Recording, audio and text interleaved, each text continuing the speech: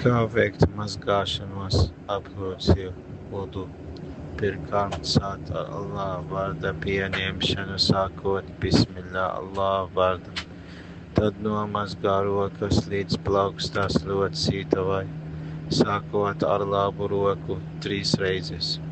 Pēc tam 3 reizes rūpīgi izkalo muti, attīri degunu, ievelkot ūdeni un izpūšot to 3 reizes.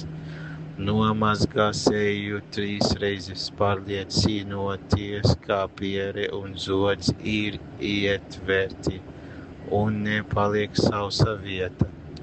Nomazgā rokas līdz elkoņiem 3 reizes, sākot ar labo roku.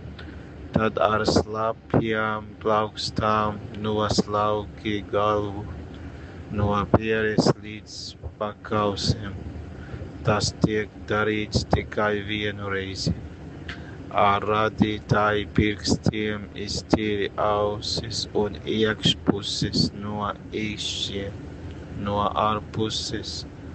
Nomazgā kāja līdz potītēm, sākot ar labo kāju. Pārliecinoties, ka ūdens ir sasniedzis arī starp pirkstiem un tos izbērz ar rādītāju pirkstu.